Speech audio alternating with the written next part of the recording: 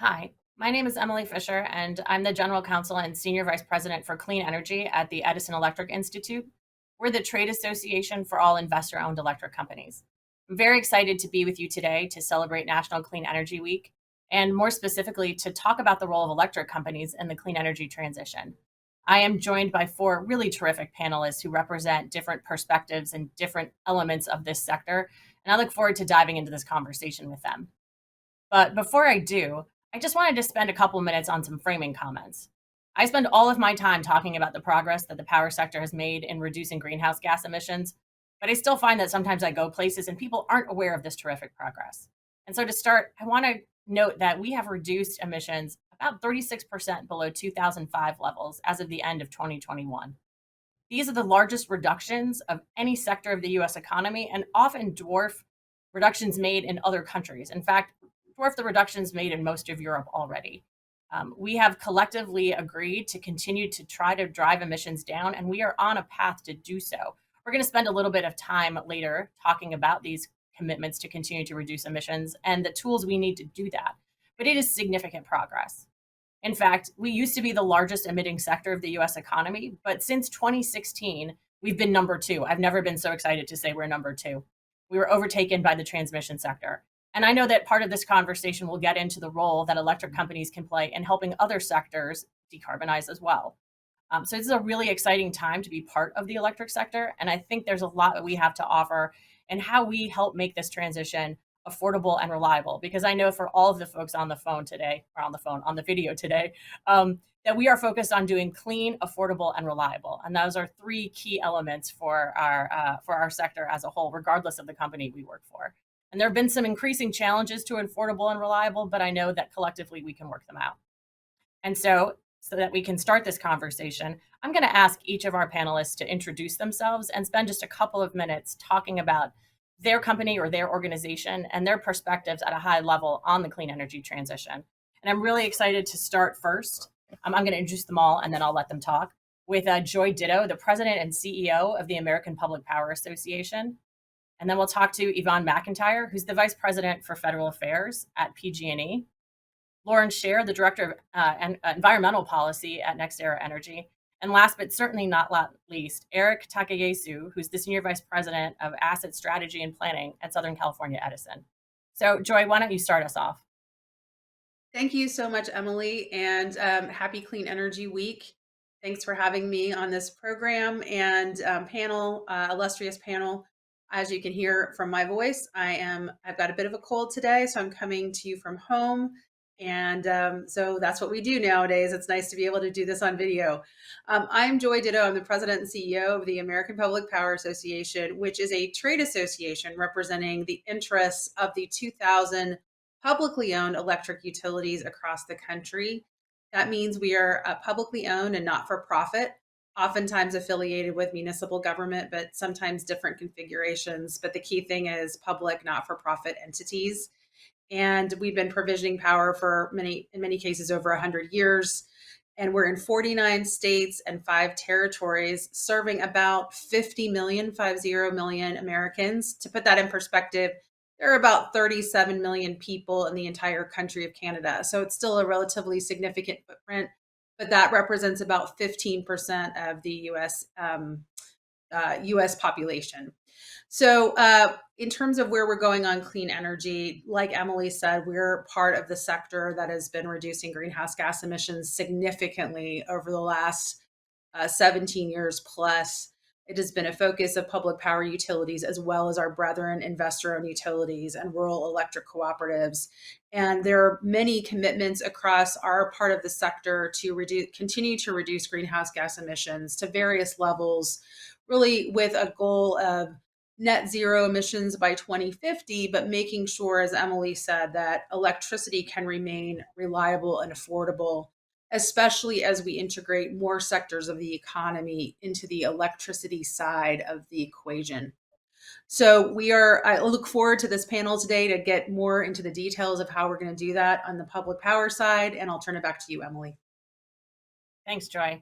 Yvonne, would you talk a little bit about PG&E and your perspectives? Sure. Thank you, Emily, and thank you for Clean Energy Week for having us on this panel. Appreciate being here with all of you and all of my panelists. So PG&E is the state's, California's largest electricity and natural gas utility. We serve pretty much from Central California up to the coast of Oregon. And as the state's largest energy provider, we embrace our leading role in helping to transition California to a decarbonized and more climate resilient economy. We support California's clean energy policies, renewable goals, and vision for a sustainable energy future, and stand ready to ensure that clean energy future is reliable and affordable.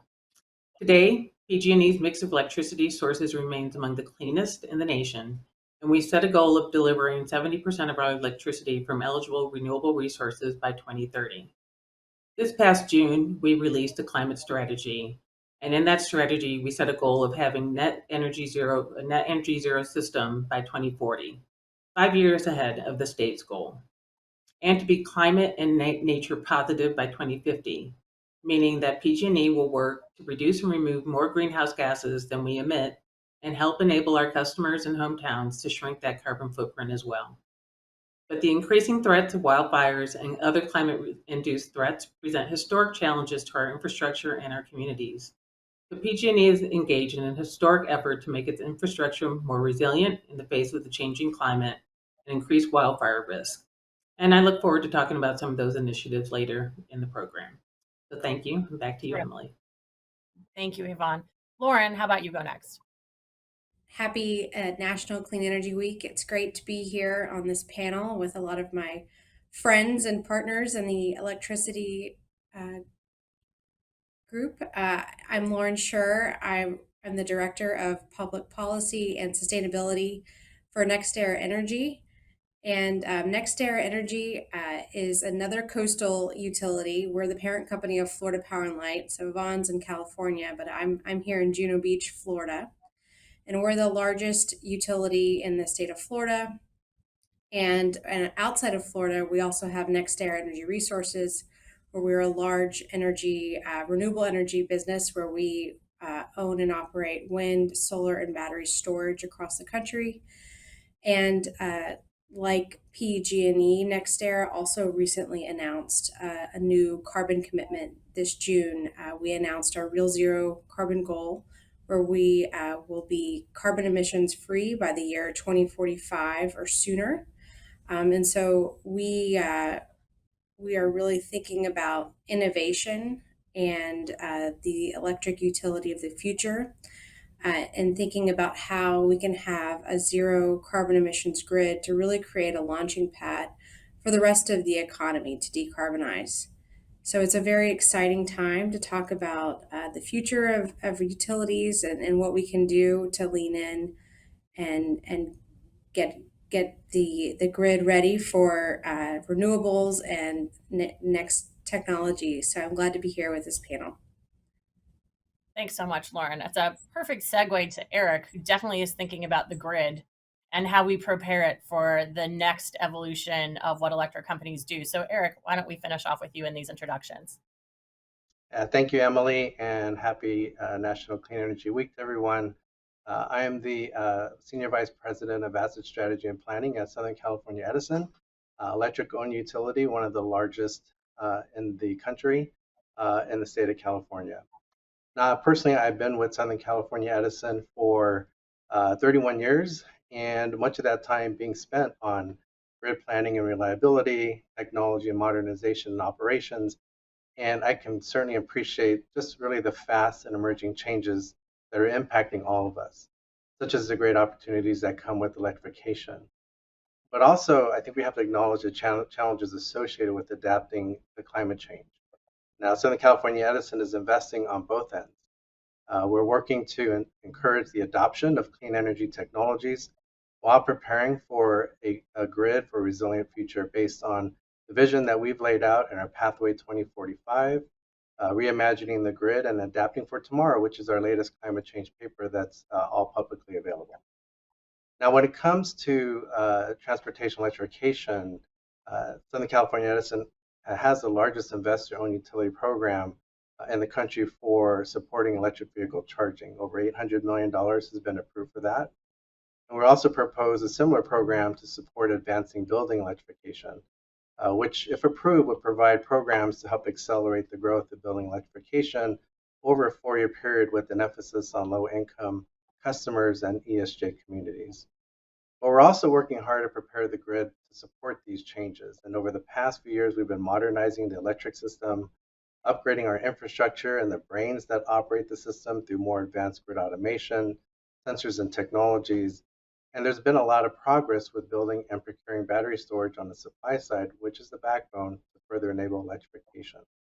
While all of these technologies are great in helping to slow down climate change, we also need to grapple with the climate crisis that's here today and the consequences associated with more weather extremes, such as wildfires in the West, and extreme temperatures across various regions throughout the country. That is going to require a rapid evolution in how we look at resiliency between the energy system and the communities that are served by that system. But the costs of not making investments now will be multiplied as we electrify more of our economy, and the reliance on reliably electricity will increase, and as we face more frequent and severe impacts of the effects of climate change down the road. So investing in infrastructure now supports the ability to ensure an affordable and equitable transition to a clean energy future. So again, thank you for the opportunity, and I look forward to your questions. Emily, back over to you. Thank you, Eric. I think all of you helped us set up some of the topics we're going to discuss in more detail in the rest of this conversation. I do have to say I am a proud EV owner, Eric, and I certainly look forward to talking more about transportation electrification. I know gas prices are on their way back down, but I really felt the difference earlier this year when I was not going to the pump that often. So lots of potential exciting benefits that maybe folks don't think about with electrification. I think we heard from all of our panelists that there are pretty big commitments to continue reducing greenhouse gas emissions, and companies have made commitments usually to reduce emissions to zero or net zero or real zero by 2040 or 2050. And I know that all those companies are thinking about how they can accelerate that transition. We know that deploying renewable generation is going to play a key role in achieving these goals. But what else do electric companies need to achieve these goals, particularly with respect to technology innovation? Are there technologies that your company is focused on or in which you see a lot of potential? Lauren, you sort of hinted at an interest in technological innovation in your opening remarks. So I'm hoping you can lead out and sort of looking at what new technologies we're focused on to help us meet our clean energy goals. Thanks, Emily. That's a great question. I think we have the track record at NextEra of investing in wind and solar and battery storage, and we know that those technologies are crucial to reducing emissions. But to have a 100% carbon-free grid that runs 24/7, we know we're going to have to make investments, prudent investments in technologies that may not be deployable today. And some of those things that get me excited and get our company excited are investments in zero carbon emission fuels that we can continue to run at our existing generation facilities. That provides a benefit for the climate and a very important benefit for our customers who have already made investments in those generation units. So we think about green hydrogen today.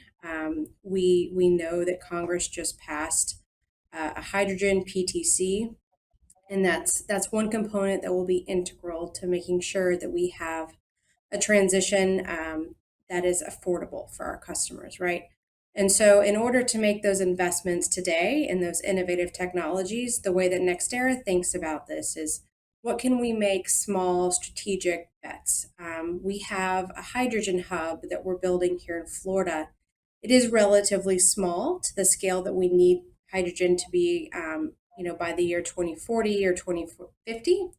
But today we're starting in a small strategic investment to determine how green hydrogen can run at our gas plants. And we're making that hydrogen here in Florida through solar generation, and connecting that and blending that hydrogen right now with natural gas. So the way that we think about innovation is, what can we do to build upon our track record and our track record with renewables, and take that a step further and find a product that helps us deploy zero carbon electricity 24/7. So that's the way we're thinking about it right now. And back to you, Emily. No, that's a really fascinating answer. I'll say last year people were talking about hydrogen like it was trendy, but now people are talking about hydrogen like it could be real. And I think a lot of it has to do with those tax incentives you mentioned. Eric, I'm going to turn to you next. What sorts of technologies are you guys focused on to get us all the way to zero or net zero?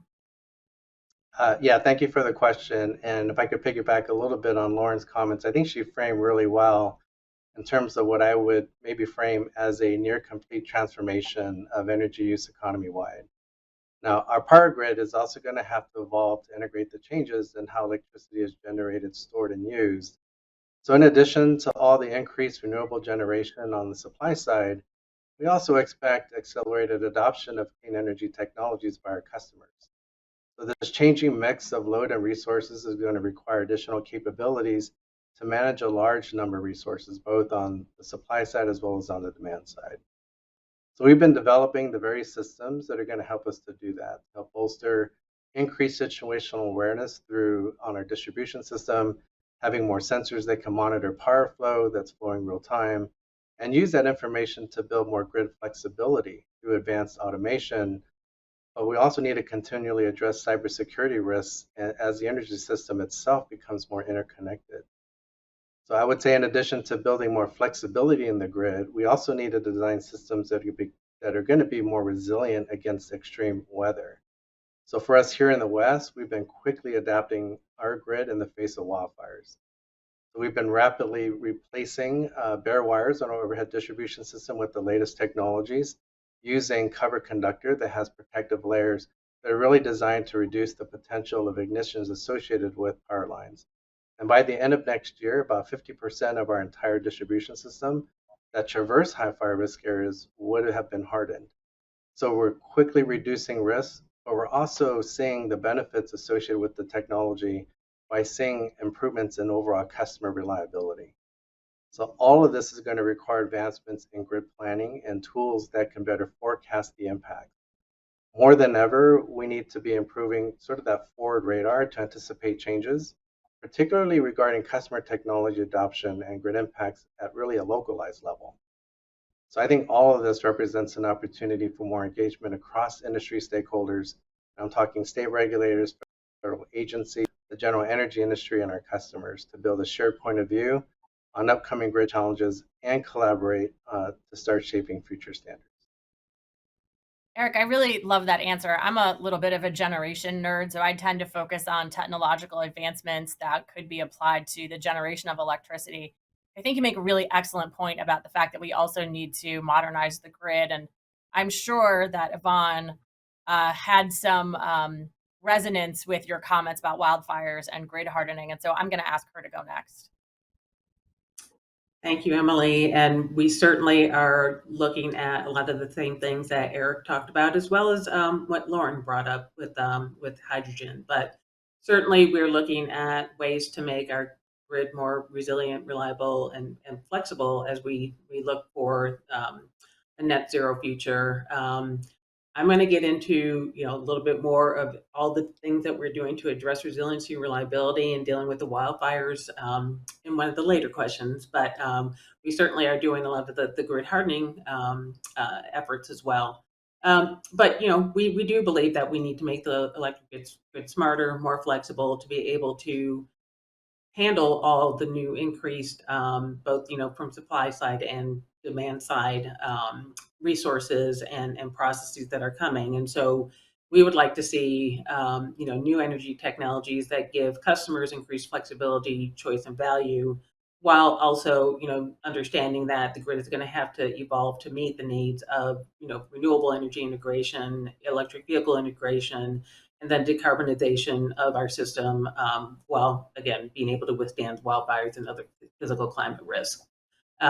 Looking at electric vehicles and integration into the system, we want to see more low cost grid and infrastructure solutions, vehicle grid integration technologies, But moving forward to that, second life battery programs, we those electric vehicle batteries to have a backup on the electricity system to address, when there's power outages due to any of the climate risks that we're facing. And so, that's another big thing. Getting into a little bit of the wonky, nerdy stuff. We're looking at technologies that we can use, emissions-free technologies in our substation equipment. We actually are we installed the industry's first 123 kV circuit breakers with clean air vacuum technology in 2021. So it's SF6 free. And so we need to put more of those technologies into the system at varying different voltage loads. And the other thing now that we're looking at is to helping us and the state of California meet their climate goals is scaling building electrification. Buildings are one of the largest emitting resources in the state of California. And, right now you have codes and standards that are straightforward means to electrify new construction, but we need to look at other pathways to seriously reduce emissions coming from buildings and increasing building electrification. And so lots of things that, will be helpful that is on the horizon. We're looking at both through the investment Inflation Reduction Act, as well as Infrastructure Investment and Jobs Act at the funding that's going to be available to help us move forward and invest in these new technologies and research and development to get new technologies out into the field. Back to you. That was terrific, Yvonne. You focused on a lot of things I didn't expect, including your opportunities to reduce SF6 from substations. I think people sometimes forget that there are more greenhouse gases than just CO2, and actually SF6 is one of the 6 that's recognized by EPA, and it's while not the main source of emissions from our sector, it is a significant source of emissions from our transmission and distribution equipment. So I love that you guys are being innovative outside of the generation space when it comes to emissions reductions. And gosh, I think in California, you guys might actually be like number 3 when it comes to the sector in terms of emissions. And so I'm sure we will pick up a little bit more on your comments about building electrification as we go forward. But now I'd love to turn back to Joy to talk about some of our friends from the public power space and what they're thinking about and how they think about accomplishing some of our bigger decarbonization goals. Well, and Emily, this is fundamentally about new technologies, but we also have to make sure that we can run the grids that we have right now while we're transitioning. And I think there are some challenges that I want to just highlight right now and then move to some positive things that I'm thinking about. We do have challenges right now in terms of supply chain and just getting equipment we need for distribution transformers and other equipment, even, renewables equipment like solar equipment, although hopefully that will have been alleviated somewhat by some recent decisions made by the Biden administration. So we have some kind of very near-term challenges with regard to just deploying our grids reliably at this moment, much less as we try to deploy cleaner energy as we continue to move into the future to reduce greenhouse gas emissions. So we need to balance that. I like to refer to a quote by Casey Kasem, he was a radio personality who talked about keeping your feet on the ground while you reach for the stars. And I think we're in that mode in the public power sector, part of the sector at least. We need to be able to keep electricity operating reliably and affordably while we are creating this path forward to increase sustainability and greenhouse gas emissions reductions. So a couple of technologies. Well, in one way we do this is we partner with each other. So we have consortium of public power utilities that band together to generate electricity more affordably for these small communities. We largely represent small communities, but some cities as well. But they band together in consortium and generate their own electricity that way. And they've done some incredibly innovative things already, but they're looking at some amazing new technologies like hydrogen, as already been discussed by Lauren, but also small modular reactors. And I know you all in California may not want to talk about nuclear, but elsewhere in the country, we really are extremely bullish on smaller modular reactors, more affordable nuclear as we move forward, particularly for smaller communities. And some of our consortia of public power utilities and rural electric cooperatives are in a partnership with NuScale to develop the first small modular reactors in the country. We also have a partnership that is based in Utah, Intermountain Power, which is a kind of a former coal facility. I believe it's still a coal facility, but is transitioning away from coal and looking at hydrogen very significantly. And they have some geologic formations that help them to look at that very affordably and reliably as they move forward. So that's very exciting to me as well. But there are a plethora of things that are identified also in the Inflation Reduction Act and in the Infrastructure Investment and Jobs Act that enable sort of some additional federal funding to enhance our ability to develop these technologies reliably and affordably. And I think lastly, I would say in addition to the partnerships we have in the public power sector with each other, we also partner with investor-owned utilities. And I alluded to rural electric cooperatives as well. But we've long done that. And I think it's really important that that anyone listening understand that while we sometimes disagree on certain policy matters up here in DC or maybe in the States, we have long invested in each other's facilities, in generation facilities, especially because these are very big, meaty investments that are long lived. And oftentimes, public power is a significant portion of these larger facilities that are developed, especially as there are new technologies coming online. So, and then we take a portion of that. And I think we all need to really link arms at this point to develop these technologies. And then I guess I think I said lastly, but one more quick thing, because there was a lot of discussion about technology and in terms of grid technology and resilience.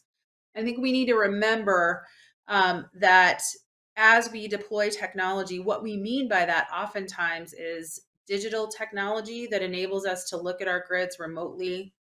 That is, digital technology is housed on a communications network, which is potentially vulnerable to cybersecurity attacks. So, as we are doing all of these innovative things on the generation side, and really to integrate renewables and other electric vehicles on the distribution side, we have to also balance that with managing cybersecurity risk and other risks to our grids that I think were alluded to earlier. So we're in a balancing act here, which is again why we're having to keep our feet on the ground and keep reaching for the stars. So back to you, Emily. I really I appreciate your comments about the importance of collaboration among different industry participants. And I think that really, although we're not going to talk probably too much more about cybersecurity, I really like that you and Eric both brought that up. That is a place where we have tremendous partnership across the industry and with our federal government partners on cybersecurity. And I always say all issues become all other issues, and this is certainly one place where that's happening, where our move toward cleaner energy and a more advanced grid means that I've just spent a lot more time talking to my colleagues who worry about reliability and security. So these are really important, I think, partnerships to keep in mind, both internally and externally. But all of you mentioned affordability, and I know that I hinted that we would talk about that. So I'm going to turn to an affordability question. I noted that we'd made a lot of progress as a sector in terms of reducing emissions. And up until last year, I would say we had reduced emissions really significantly while keeping electricity prices, relatively low and comparatively stable. It doesn't feel that way right now. And I think, a lot of folks have seen increases in their electricity bills recently as a result of inflation and also because of increasing natural gas prices. In this environment where it looks like, for reasons sometimes beyond our control, natural gas prices are probably going to stay a little bit higher than we've been experiencing in the last 10 years.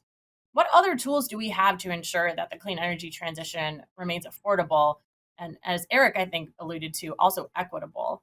And so, Yvonne, maybe you could start us off on that topic. I think, not just PG&E, I think across the board, all the electric utilities do this, but offer a number of programs to assist people with paying their bills and dealing with the rising cost of electricity. At PG&E in particular, we offer a number of programs to help our customers, such as energy efficiency programs to help them reduce their energy use and save money. We have what's called the Energy Savings Assistance Program, designed specifically for customers with an income under 200% of the federal poverty level. Provides an array of weatherization, energy efficiency solutions, and appliances at no cost, and serves approximately 100,000 customers in our region. We have other tools like the home energy checkups and home energy reports to help customers analyze their usage and pinpoint ways to save. And then we offer financial assistance programs, such as care and fear discount programs to help customers who are facing financial challenges. We also take steps to try to reduce the impact of volatile natural gas prices on our customers. So, we use gas storage. So we buy gas when it's less expensive and then use it during periods of high demand. The recently passed clean energy tax incentives in the Inflation Reduction Act, should help offset the cost of new renewable resources coming online. So that will certainly have a good impact to keep electricity prices affordable for all customers. And then, funding that's available, federal funding that's available, such as through the Infrastructure Investment and Jobs Act, should help ensure that electric and gas customers aren't solely responsible for paying for the economy-wide decarbonization and transition. And so there's lots of different funding streams that may be available, federal and state funding that can help offset those costs, but steps that each utility can take to lessen the impact on customers. Thanks, Yvonne. Joy, I know your members and APPA are really attentive to issues related to costs. So anything that you'd like to add to that conversation? Yeah, thank you, Emily. We are, because we're not for profit, any additional costs flow directly to our customers. Any additional costs we incur flow directly to our customers. We can certainly try to mitigate, create some reserves that enable us to mitigate any price shocks, but we are absorbing those costs because we're owned by our customers. So we are acutely aware, we feel it right away when prices are volatile. And I also think it's important to note that there are certain parts of the country that don't have storage of natural gas, because I know Yvonne mentioned that storage is a naturally occurring phenomenon unless you create an LNG terminal. And so there are parts of the country that storage is just not available. So you're relying on transportation of the fuel through pipelines. And so that can be a challenge as well for some, and can sort of not enable that sort of physical hedge. But in terms of mitigating natural gas prices, we are involved in hedging, financial hedges. I think that's always important for people to understand. There's a lot of complexity in those markets, and we need to make sure we hedge as much as possible, and with a mind to kind of the longer term. And so our members engage in that throughout the United States. But again, there are certain parts of the country where they don't have as many fuel choices, Florida being one, where renewables are there. Some types of renewables, not wind as much, solar. Natural gas is the primary base load, meaning available is 24/7. So there are certain parts of the country that are going to feel this more than others, perhaps, depending on what their mix of natural gas is at this point. Going forward, the best option really is to have as much of a portfolio of fuels as you can, which is why at APPA we support everything. You heard me mention nuclear earlier, but public power in general supports all types of sources of fuel for electricity, and we look to carbon capture, utilization, and storage. For example, we're hopeful about that technology being able to be utilized so we can continue to use natural gas, and even perhaps, dare I say it, coal in the future, if we could get to a point where that was viable, so that we can bring all of these resources online when perhaps one fuel source is experiencing higher prices than others. We can bring in that low cost resource when we need to. So I think that portfolio of options, as we build that out, especially cleaner options, is going to help with the affordability piece. These federal funds that we've already heard mentioned will really help, I think, as we move into the future. But unfortunately, in the shorter term, we're going to have to grapple with these higher prices and, again, utilize some of these hedging strategies. Also, we would support any focus on alleviating some of the permitting and siting constraints that we've seen come down the pike and that have been in existence for a while. We look forward to some debate on the permitting and siting bill that's been proposed in the Senate as we continue to delve through that bill as we speak. So anything that we, that may alleviate some of these prices in the short term, we would certainly embrace. And then, we'll see if some of the tax credits that we all received will continue to bring down that price point on some of the new technologies as we move forward. And I think we'll get into that in a bit. Great. Thank you so much for that answer, Joy. I know we're very excited about the new clean energy tax credits, at least from the investor-owned electric company side, because we know that that will help us reduce prices for customers. And I know you guys feel similarly. Eric, I'm going to turn to you to see if you have anything to add regarding tools we might have for addressing customer costs. Yeah, so at Southern California Edison, we're very sensitive to affordability and recognize that, to have a sustainable future, we really have to address both the affordability and equity of our customers. Now, over the last few years, we've been focused on managing our costs as a grid operator so we can invest more in the system for a safe and reliable grid. But we recognize that going forward, that more investment is going to be needed, is sort of what we talked about so far. So we have to keep these as a priority in terms of what we can do for our customers. But I think one of the ways to do that is to start thinking about affordability in terms of the overarching or the entire energy bill. And this is where I think the importance of electrification adoption is going to be underscored.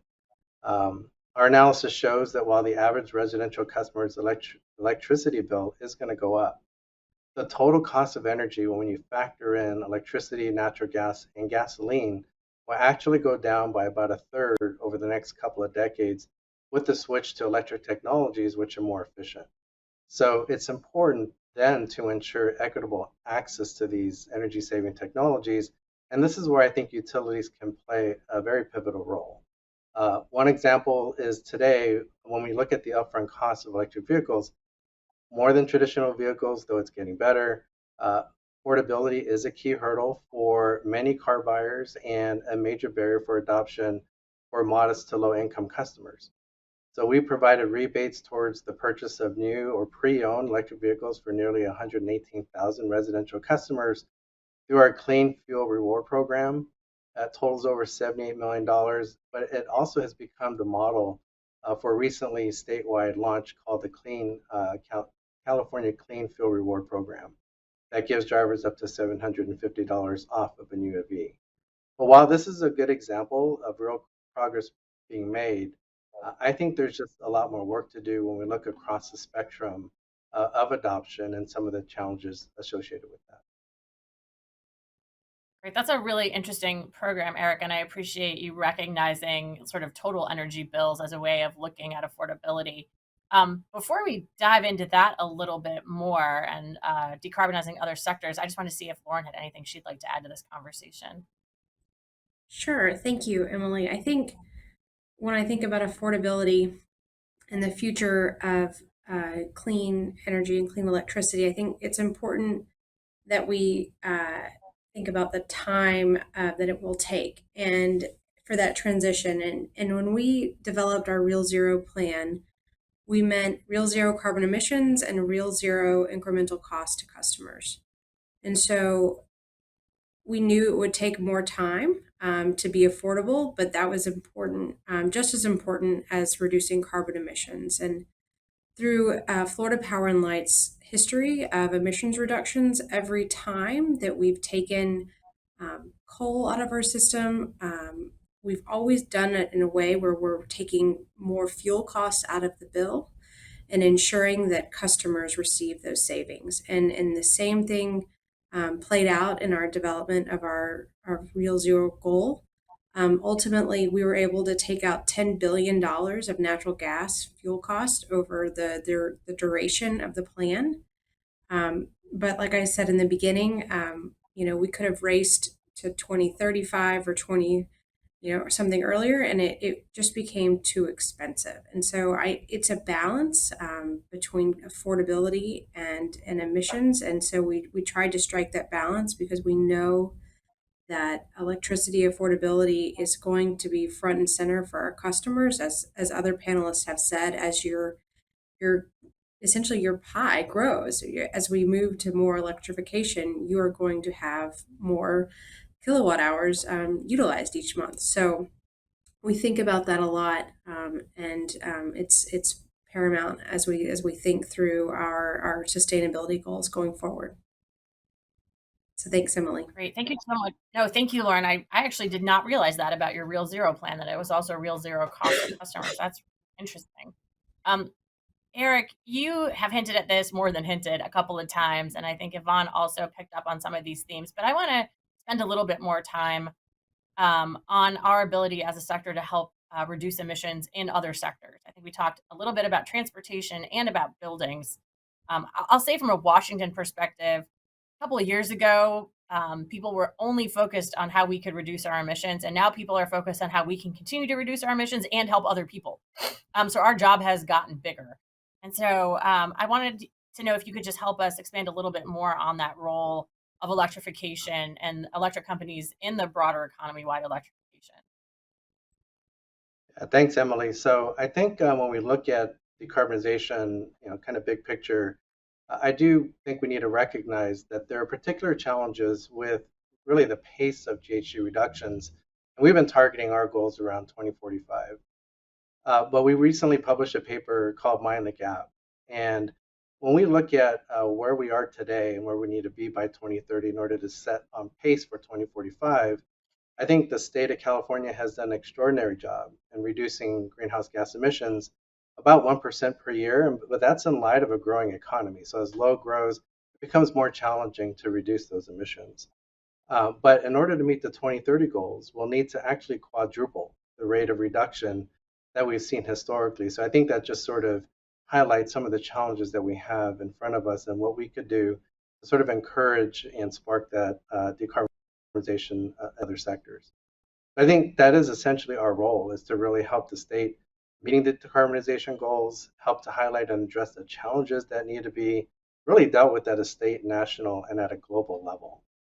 So I talked a little bit about electric transportation, but I want to maybe pivot a little bit to building electrification, which is, I think, another example.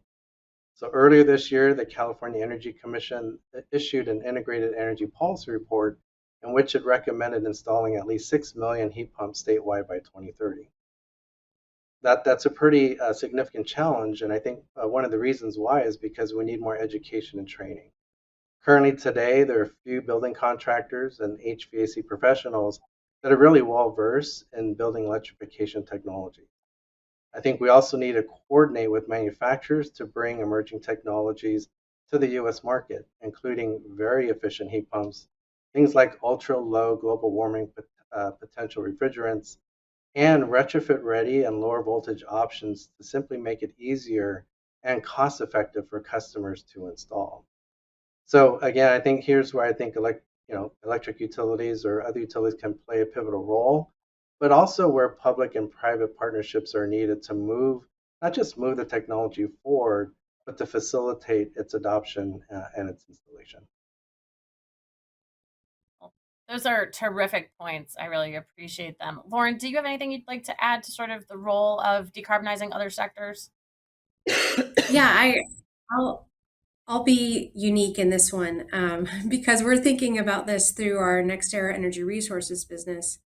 We're thinking about how we can decarbonize the agricultural sectors through the utilization of green hydrogen, essentially making ammonia and fertilizer from wind and solar power. So this will be a big benefit to the agricultural economy.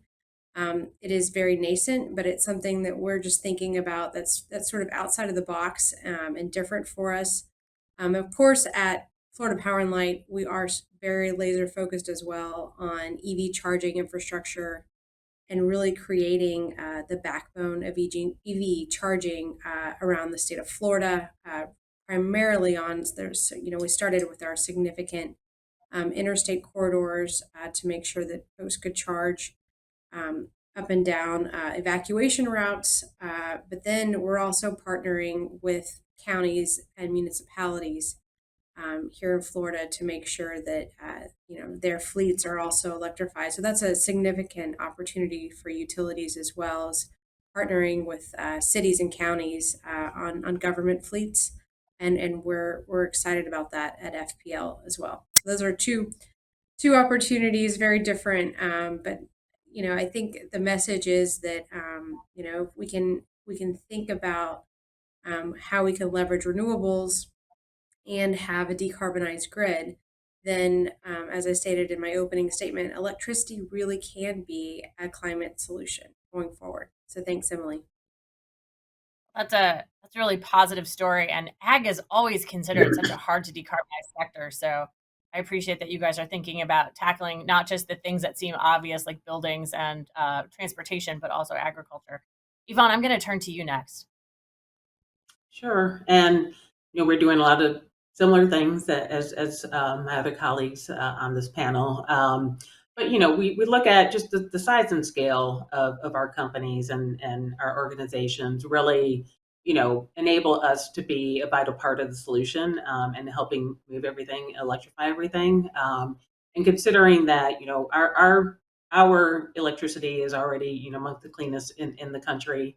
And so we look at using this to leverage what can we do to help others kind of make that transition, and so offering energy efficiency and electrification programs, unleashing the full potential of electric vehicles. We're also looking at how we can convert industrial and large customers from high carbon intensity fuels to cleaner gas, natural gas, renewable gas, hydrogen. So we're looking at all those things, and then specifically on transportation electrification. Today 1 in 6 EVs in the nation plugs into PG&E's grid, and we're committed to being the global model in the industry by fueling at least 3 million EVs in our area by 2030. But to do this requires proactively preparing our grid for expanded grid electric load, improving processes to enable rapid, safe EV energization and interconnection, enabling 2 million EVs to participate in a vehicle-to-grid integration applications, which promote better reliability and resilience. And as I mentioned before, repurposing second life batteries for grid-connected energy storage. And so, lots of things that we can do just by how many EVs that we already have in our area, and it's only going to grow, and helping them be part of the solution. That's terrific. Joy, you mentioned that a lot of your members are associated with municipalities. So I guess they're already kind of used to being part of organizations that have to be all thankful. What's your members' perspectives on broader economy-wide electrification and their role in that? Yeah, and I mean, kind of it comes back to, in some ways, what we've been circling around this whole time, and what you kind of led with, which is reliability, affordability, and sustainability. Those the sort of the three legs of the stool. We have to be able to do that as the electric sector, even more greatly, or even more reliably, or even more in a more focused way as we electrify everything else, right? So the onus is even more on our grids to operate well as we electrify everything else. And so there's some real exciting opportunities there that our members recognize, my members recognize, but also some challenges. And I think we've hit on some of the challenges already. So my members are taking advantage of some federal funding to put in EV infrastructure that is coming down the pike through the Infrastructure Investment and Jobs Act, of course, but have already, even before that federal funding was available, looked very closely at how to incentivize EVs through just basically vehicle rebates and sort of that residential level to try to encourage folks to invest in the vehicles themselves, but also then partnering on technology deployment of the infrastructure. And that's true not just on the coast, I'll say. It's also true in the middle of the country. And we've also electrified our own fleets, or at least done hybrid, to hybrid vehicles in our own fleets, electric fleets, but also working in the municipality family, Emily, as you talked about, in going forward and electrifying kind of the entire city's fleets. So there's a lot of steps we've already taken to embrace electrification. Again, I think we have to be very mindful, however, as we move forward into this new era, that it's going to cause us to have to be even more redundant in our ability to keep the lights on. And I know there are challenges. It's kind of this interesting dichotomy, because we see the challenges of keeping the lights on as we speak, as we see some of these higher temperatures in certain parts of the country, and we've seen rolling blackouts. So how do we get to a place where we're not going to see, because if we see rolling blackouts and we're putting all of the eggs in the electric basket, we have to be even, again, more reliable and perhaps even more affordable than we are now, because it's an input into these other areas that wasn't the case before. So, notwithstanding what Eric said earlier, which is, I think perhaps down the road, it will alleviate some of that stress on the bigger energy pie. But I think in the short term, we have to be mindful that um, electricity needs to remain affordable, so that as an input to these other sectors as we transition, that they remain affordable as well. So I think we see in our sector all of those challenges, but all of those opportunities, and we're embracing them, but we're being mindful of the three legs of the stool. Well, that's great. I think you set us up well to have a quick discussion about resilience. As Eric pointed out, we're going to be the platform for a clean energy economy. But as you pointed out, Joy, and I think everyone sort of mentioned this, resilience is going to become even more key as more people rely on us.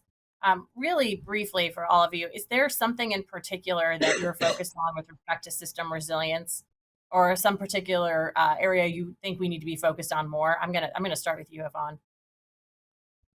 Well, yeah. So we've been one of the poster children for the impact of wildfires and climate risk, and so we're taking a number of actions. As far as adaptation, Eric mentioned some of these things before, but where we're looking to do things like, we are actually enhanced vegetation management, hardening our lines, testing and using new tools and technologies to pinpoint how best to prevent and respond to the risk of wildfires. And the big one is we're taking on a major new initiative to underground 10,000 miles of power lines, which is the largest effort in the United States to underground power lines to reduce wildfire risk.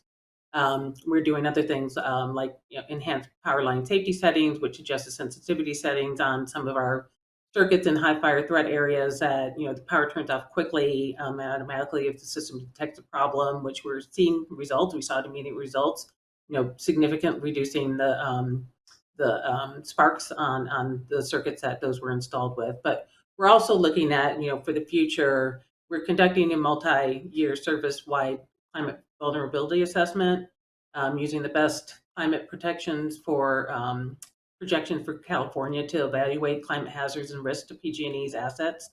And we're also engaging with disadvantaged and vulnerable communities throughout this process to kind of get their input on what is the best path forward. And this assessment will identify and help prioritize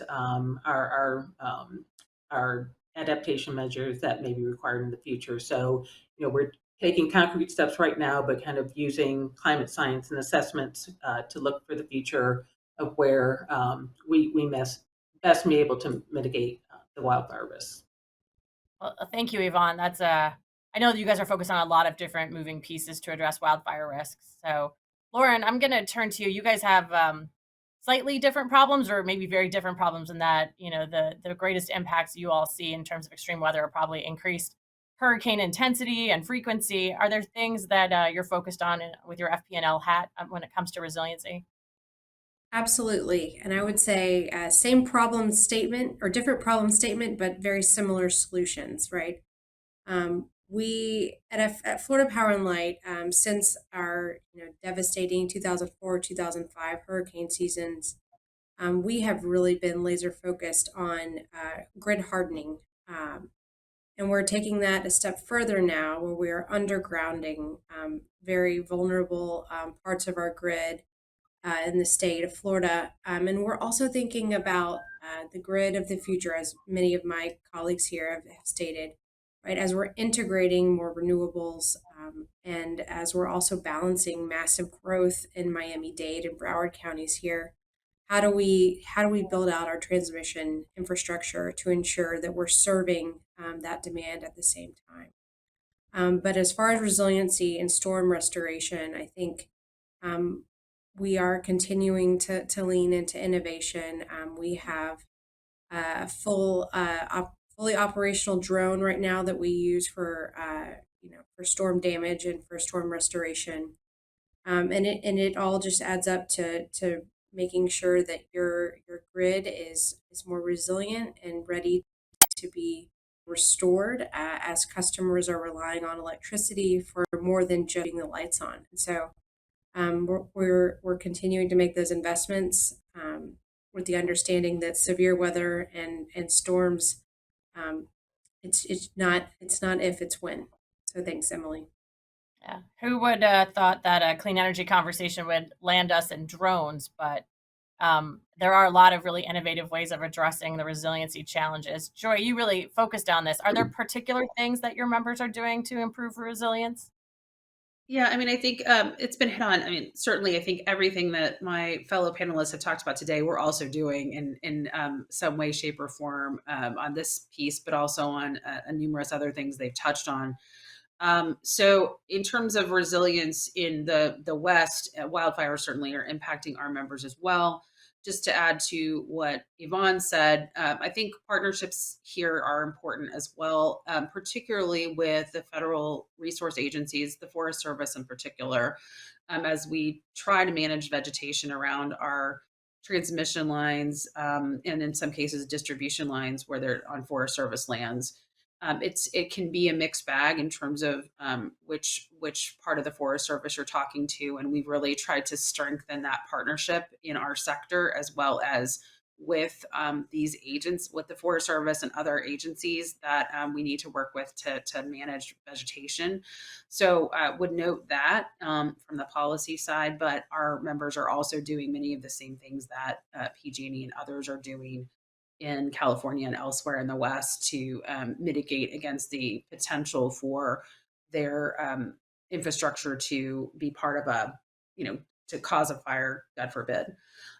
So there's that in terms of the kind of the hurricane environment and elsewhere in the U.S.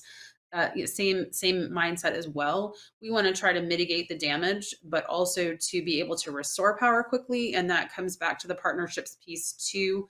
Expanding what we call our mutual aid network, which we have had for a long time on the public power side, helping each other, sending crews from across the country when there is a massive hurricane.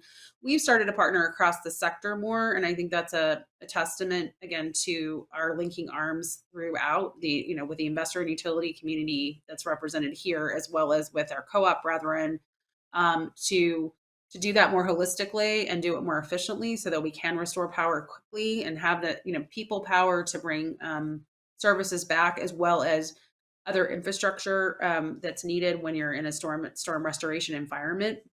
So it's sort of on the front end, the investments on the front end that you've heard already, we are also undertaking, but that does come with a cost. And as we're talking about clean energy and moving forward on the generation side, also having to invest in our basic infrastructure is also costly. So just a reminder, I think, that we're facing costs in a variety of places. So, but yes, I think partnerships are going to continue to be key in terms of the front end, but also the back end in terms of restoration on the resilience side. Great. Thanks, Joy. I love that you mentioned mutual assistance. It's not a thing that I think others outside the industry often know, is how much we help each other out when bad things happen. Eric, you're the one of us who does reliability and resilience for a living. I'd love to end this conversation with some thoughts from you about this challenge and how we manage it. Yeah, thanks, Emily. And I think the other panelists have done an extraordinary job of highlighting some of what we're observing across the country. And climate change and the impact associated with that, it's here now. When you look at the West and in terms of drought, look at the drought period that we're in, we haven't seen this really in the last 1,200 years. Extreme temperatures for long periods of time. This really compounds all the other climate hazards, such as wildfire, that Yvonne touched on earlier, as well as Joy. And I think that, we also was mentioned earlier about the threat of rotating outages. We saw that in 2020, got very close just a week ago, but it was all due to extreme extended heat that, these are types of situations that in the past we would not see very often, we would see less frequent. So we were seeing these more extreme events becoming a little bit more frequent than we certainly all of us would like to see. So I think as we look into the future, we talked a little bit about planning for clean energy technologies, but it's also about incorporating resiliency into our planning and even our design standards that we need to address over the long term. As part of an ongoing climate adaptation proceeding at the Commission, we submitted our climate adaptation vulnerability assessment. And for those who are interested, we did publish our findings on a white paper called Adapting for Tomorrow. But I just want to give you a sense for some of the, one of the key findings is that 24% of our transmission circuits will be exposed to sensitive and more heightened levels of extreme temperature that on extreme cases can decrease line capacity between 10 to 20%. So this is somewhat concerning when we think about the increasing peak demand that we have to consider with electrification. And so we're going to have to incorporate these types of considerations in how the long-standing planning and design standards that we're used to building for. We also see a tremendous opportunity for more collaboration across public and private sectors, because this is really about joint planning. There's certainly a linkage between the resilience of the energy system and the resilience of our communities to withstand some of these significant events. We're all going to have to learn to speak a common language to assess risks. We're going to have to look at and agree on climate projections that are regional, across sectors, agreeing on the hazards, but then incorporating our findings with resiliency plans, even for critical infrastructure, like water, wastewater, fuel supplies, transportation corridors. And we see that happening real time as we prepare for how to mitigate the impacts of wildfires. These are all the situations that come to mind. So certainly I think this is an ongoing conversation.